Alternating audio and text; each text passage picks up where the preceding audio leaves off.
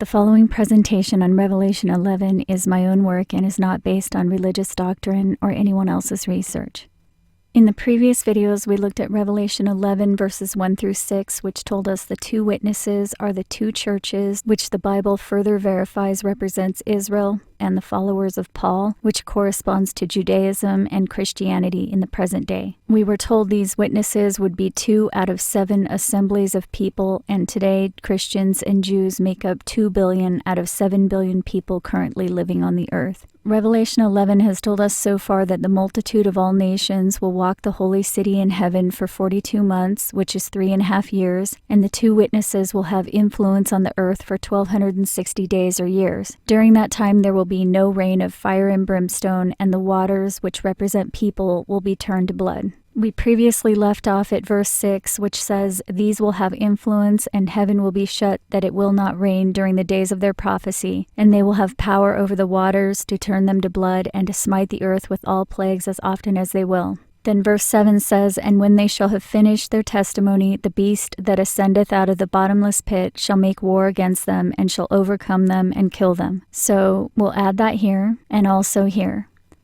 The beast kills the two witnesses at the end of their testimony. In verse 3, we were told the two witnesses will act as prophets for 1,260 days, and we know days can also represent years in the text. So verse 7 is telling us the beast will kill the two witnesses at the end of the 1,260-day or year period. So we'll add that to this chart as well. The beast makes war with the witnesses and kills them after they finish their 1,260-day or year testimony. Then verse 8 says, "And their dead bodies shall lie in the street of the great city, which spiritually is called Sodom in Egypt, where also our Lord was crucified." Zechariah 4, number 3 here, told us the 7 candles are the eyes of Yahweh that go forth over the whole earth, and Revelation 11, number 2 here, told us the two witnesses are 2 of those 7 candles, which means the two witnesses go forth over the whole earth. That makes sense because we're also told they are the Jews and Christians. In Matthew 24, number 10 here, we're told the gospel will be preached for a witness, or among the witnesses, unto all nations.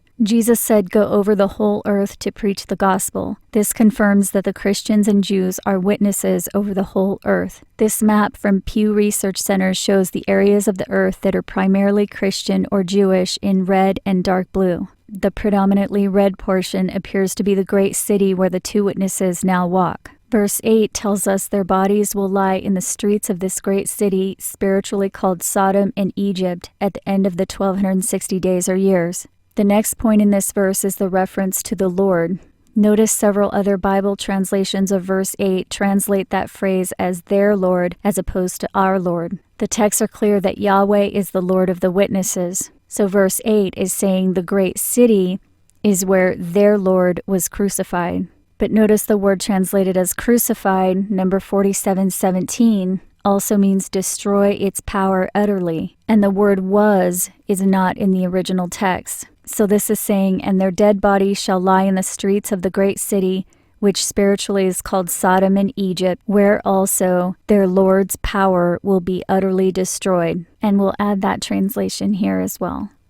Our examination of Revelation 13 already clarified for us that Yahweh is the beast with 7 heads and 10 horns, and Daniel tells us the beast will be utterly destroyed at the end of the 4th empire. So verse 8 is also confirming that ultimately the power of the Lord of the two witnesses, which is the power of Yahweh, the beast, will be utterly destroyed throughout the great city where the two witnesses walk. Next in verse 9 it says, "And they of the people and kindreds and tongues and nations shall see their dead bodies 3 days and a half, and shall not suffer their dead bodies to be put in graves." If the two witnesses represent 2 billion people, then this seems to be saying roughly 2 billion people will lie dead in the streets over the whole earth, and no one will bury them. We know days can also represent years in the Bible. So this is saying for 3.5 days or 3.5 years, 2 billion people will lie dead and no one will bury them. So what could possibly happen that would cause that much death? We're told in verse 7 that the beast that ascends out of the bottomless pit will kill them. And Revelation 9 tells us the bottomless pit is opened by a star that falls from heaven. The book of Matthew also confirms that at the end of the tribulation of the days, the stars will fall from heaven. And Daniel tells us a burning stone will hit at the end of the 4th empire, and that burning stone will be the size of a mountain after it hits. Daniel told us this burning flame stone will destroy the fourth beast, but Revelation 13 told us the beast will be given power to continue for 42 months. Now Revelation 11 is telling us the beast will ascend out of that bottomless pit. In other words, the beast will gain power from the asteroid impact for a short time, specifically 42 months, which is 3.5 years. Revelation 9 goes on to tell us that after the star hits the earth, an army comes out of the Euphrates River and kills everyone in the region where the asteroid hits. So the asteroid impact leaves many dead, but others will be killed by the army. And Revelation 11 is telling us this will occur at the end of a 1260-day or year period. Matthew 24 also confirms this. After the tribulation of the days, the stars will fall, and then shall appear the sign of the Son of Man. Luke 17 confirms this as well. Fire and brimstone will fall from heaven in the days when the Son of Man is revealed. So the beast ascends out of the bottomless pit, which is opened by a star that falls from heaven. So the beast cannot ascend out of the pit until the star falls. That means the death of the two witnesses can only occur during and or after the asteroid impact. So the star falls and opens the bottomless pit, and the beast that ascends or gains power out of that asteroid impact will then make war with and kill the two witnesses. And the people and kindreds and tongues and nations in verse 9 who see the bodies but do not bury them seem to refer to the multitude explained in Revelation 7. We're told they are the multitude of all nations and kindreds and people and tongues that will stand before the throne of heaven. And Revelation 11 tells us the multitude will be in heaven walking the holy city for 42 months. 42 months is equal to 3.5 years, so this is further confirmation that the multitude will be rescued at the asteroid impact. We have already been told in multiple places that the multitude will go to the safe place in heaven when the asteroid hits and stay there for 3.5 years. Now we seem to be told the two witnesses will be killed at the same time the bride goes to heaven at the end of a 1260-year period, and they will lie unburied for 3.5 days or years. This matches perfectly the timeline that was laid out in Daniel 12, Revelation 12, Matthew 24, and even Revelation 13. So that was verse 9. The multitude will see them lying unburied for 3.5 days or years. They don't bury them because they're looking at them from the heavenly place. And we'll add that to this chart as well. After the 1260 years are finished, the two witnesses will lie unburied for 3.5 days or years. Next, Revelation 11 verse 10 says, "And they that dwell upon the earth shall rejoice over them, and make merry, and shall send gifts to one another, because these two prophets tormented them that dwelled on the earth." The word translated as shall rejoice, number 5463, also means thrive. So it says, "And they that dwell upon the earth shall thrive." Then the word translated as over, number 1909, also means before. So it says, "And they that dwell upon the earth shall thrive before." But notice in the NAS lexicon, the original word meaning them does not appear after this. It moves from word 1909 to word 2165, make merry. So it says, "And they that dwell upon the earth shall thrive before and make merry." And the word translated as make merry, number 2165, also means joyously living. In other words, living joyously. So they that dwell upon the earth shall thrive before and make merry, or live joyously, and send gifts to one another. Then the word translated as because, number 3754, also means saying. So send gifts to one another, saying, these two prophets. And then the word translated as tormented, number 928, also means vex. And the definition of vex is feel annoyed. So verse 10 is saying, "And they that dwell upon the earth shall thrive before and make merry, or live joyously, and send gifts to one another, saying, these two prophets annoyed them that dwell on the earth." Verse 10 almost seems to reference the Christmas holiday, saying they will be making merry and sending gifts to one another before the event that leaves the dead unburied in the streets. In other words, it seems to say the Christmas holiday will occur before the asteroid impact. If it is referencing the Christmas holiday, then it would also be referencing the part of the world that celebrates Christmas. If that's the case, then it may be giving us both the time and or place of the impact. This is a map highlighting in brown the countries where Christmas is not a public holiday. The gray countries represent the areas that celebrate Christmas either on December 25th or January 6th. You can see these gray areas also correspond roughly to the areas that are predominantly Christian in red. So verse 10 may be verifying that this is the great city in red, symbolically called Sodom and Egypt, where the two witnesses walk the earth and celebrate Christmas, and where the dead will lie unburied after the asteroid impact. In addition, it may be giving us a clue that the end of the 1260-year period will occur after the Christmas season. But there's also another possibility, that this verse is referencing the whole time period in which the Christmas holiday was celebrated. A Wikipedia article on Christmas says, the chronography of 354 AD contains early evidence of the celebration on December 25th of a Christian liturgical feast of the birth of Jesus.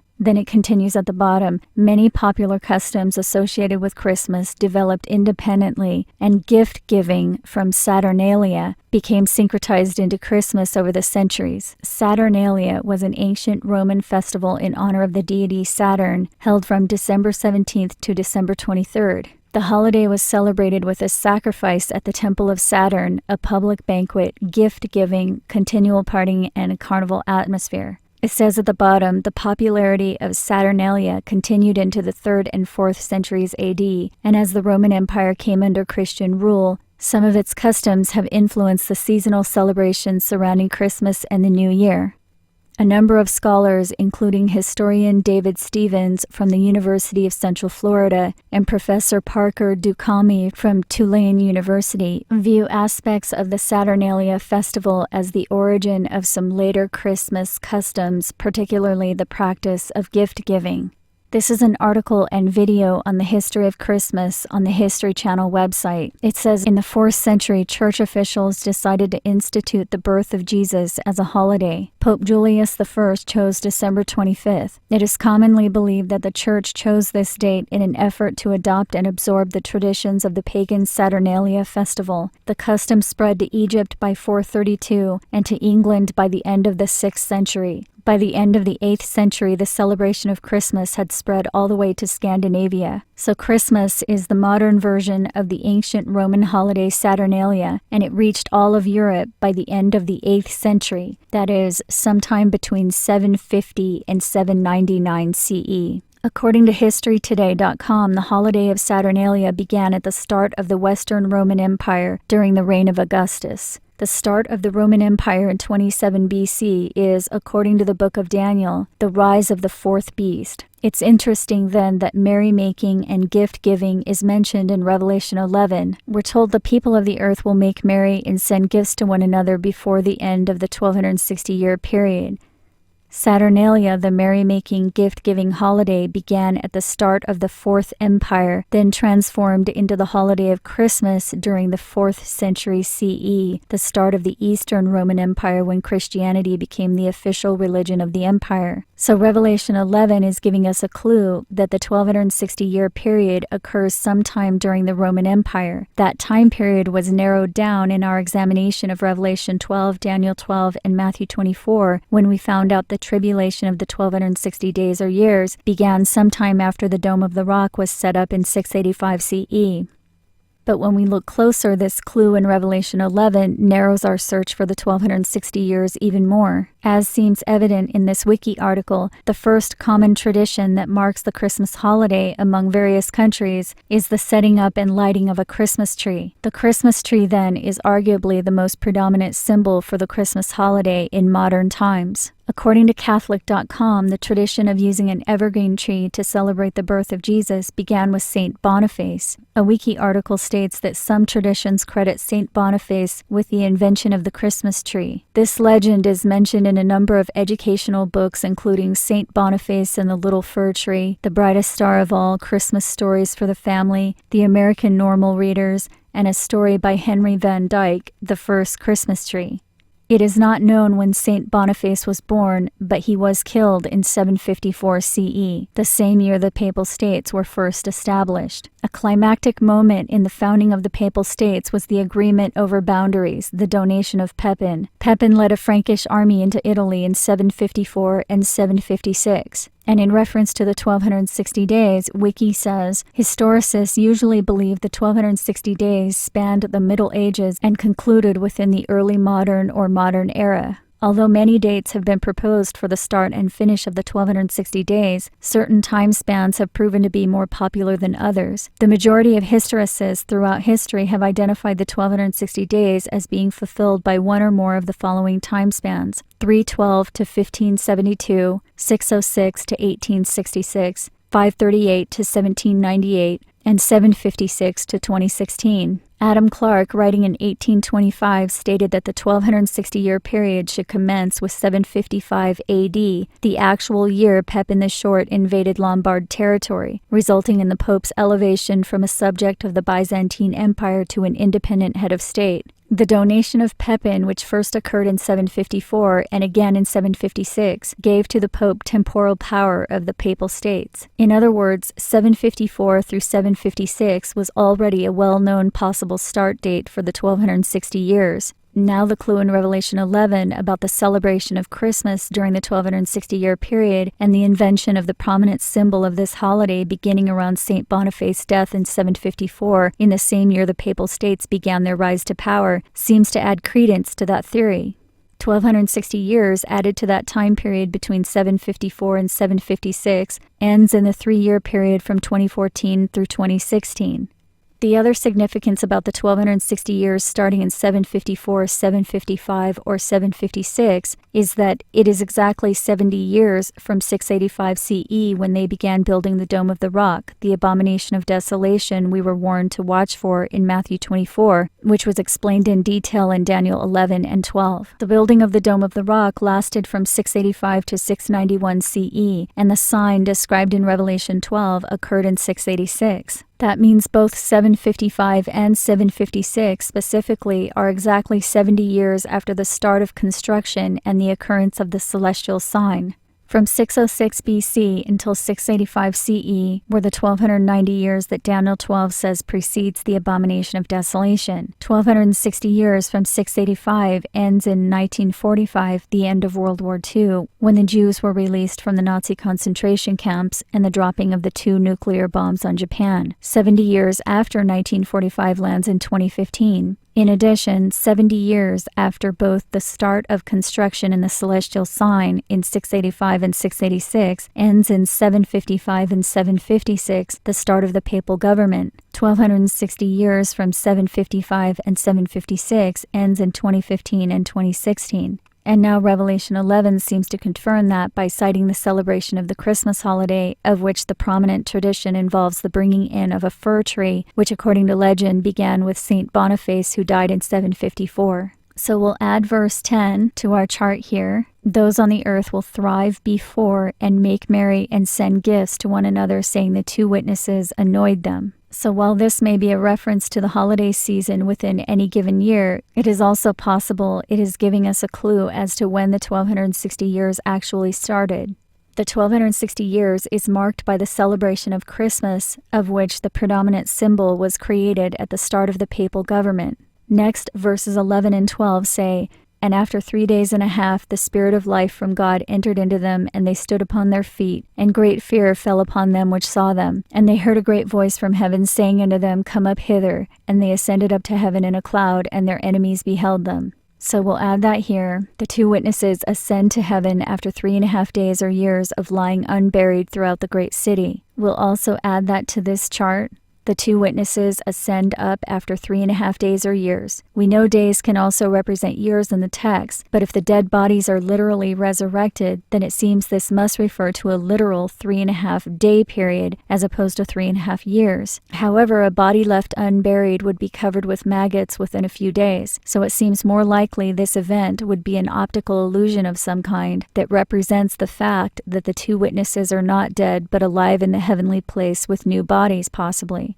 If the ascension is an optical illusion, then the 3.5 days may represent 3.5 years. However, verse 13 says, "And the same hour there was a great earthquake, and the 10th part of the city fell, And in the earthquake were slain of men 7,000, and the remnant were affrighted and gave glory to the God of heaven. So the witnesses will ascend in the same hour of a great earthquake, and the 10th part of the great city will fall, killing 7,000 people, and the remnant were affrighted and gave glory to God. We know the remnant are those left behind after the bride escapes. It tells us that in Revelation 12. After the woman escapes, the dragon makes war with the remnant who keep the commandments of God and have the testimony. The testimony is something that is associated with the two witnesses. In Revelation 11, verse 7, it says after the two witnesses have finished their testimony, the beast will make war with them.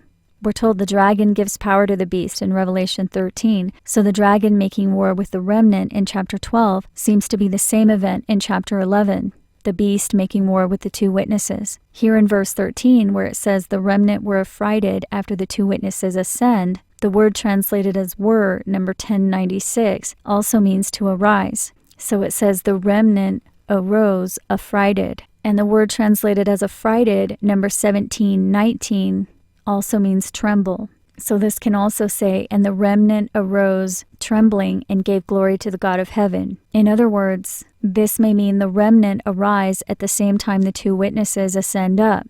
In Revelation 12, we're told the woman or bride flees into a place prepared by God for 1260 days or years, and after that she flies to a place prepared by God for a time, times, and half a time. Right here, the time, times, and half a time in Revelation 12 seem to match the time period in Revelation 11, the 42 months, which is 3.5 years. Because we know the woman in Revelation 12 represents the multitude of all nations.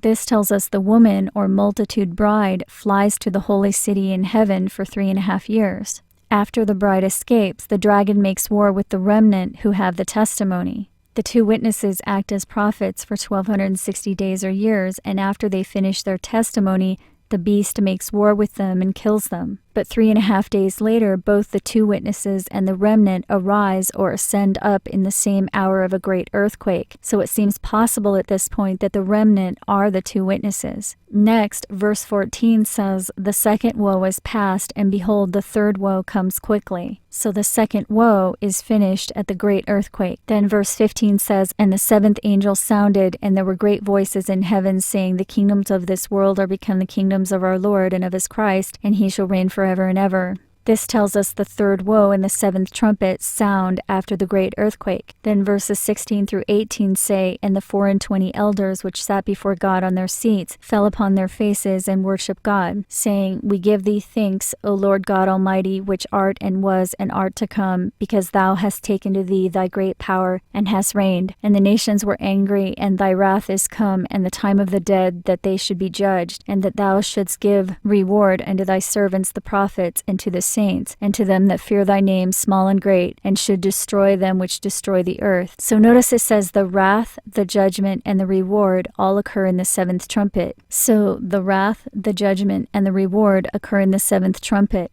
Those are codes right there for the asteroid impact and the rescue. Then verse 19, the last verse in this chapter, says, and the temple of God was opened in heaven, and there was seen in his temple the ark of his testament, and there were lightnings and voices and thunderings and an earthquake and great hail. The clues here are the temple is opened at this time, and the lightning, thunder, earthquake, and great hail. So the temple in heaven opens during the seventh trumpet, and the lightning, voices, thunder, earthquake, and great hail occur in the seventh trumpet. This is a timing code.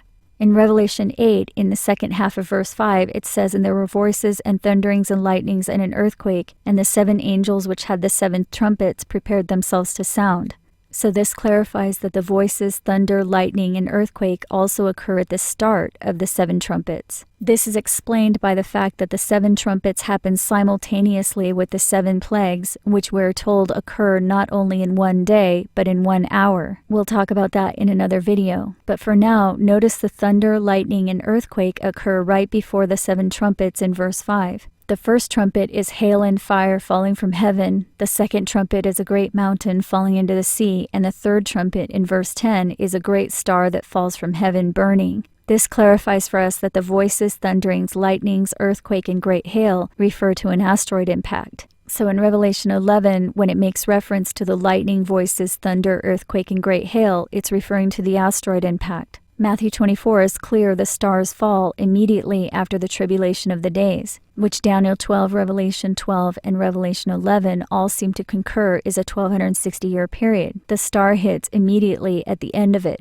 We'll add that here. The two witnesses ascend up along with the remnant at the great earthquake. Then great hail and wrath, and the temple in heaven opened. This is the asteroid impact, which we're told occurs immediately after the 1260-year period. This means the 3.5 days that the witnesses are dead cannot be 3.5 years. It must therefore be 3.5 literal days. This also means the multitude are only in the temple in heaven for 3.5 literal days before the witnesses and remnant join them. Everyone is in the safe place when the asteroid hits, and they stay there for 42 months or 3.5 years. That may explain why Matthew 24 verse 31 says the elect will be gathered together at that point. This may also explain why there is a third time period in the text. The timelines in Matthew 24 and Revelation 12 seem to tell us the 1260 days represent 1260 years. The 42 months in Revelation 11 and 13 can only represent 3.5 years, nothing else. The time times in half a time, however, is more elusive. In Daniel 7, it says this is the time period that the saints will be given into the hand of the little horn. In Daniel 12, we're told the scattering of the holy people will be accomplished by the time times in half a time, and the woman or bride is in heaven for that time period, as explained in Revelation 12. Bible scholars have known for centuries that these three time periods are connected in a special way, although they disagree on how.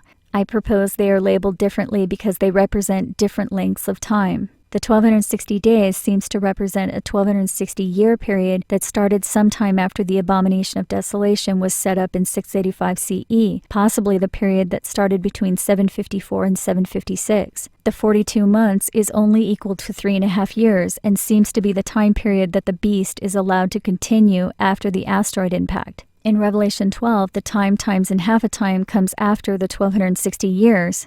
And Revelation 13 clarifies that the beast continues 42 months after the end of that 1260 years when the asteroid hits. Those are the two clear time periods, 1260 years followed by 42 months, which is literally 3.5 years. But now Revelation 11 clarifies for us that the time times in half a time is neither the 1260 years nor the 3.5 years. Instead, it appears at this point that the time times in half a time represents a literal 3.5 day period that occurs right after the 1260 years at the start of the final 3.5 year period.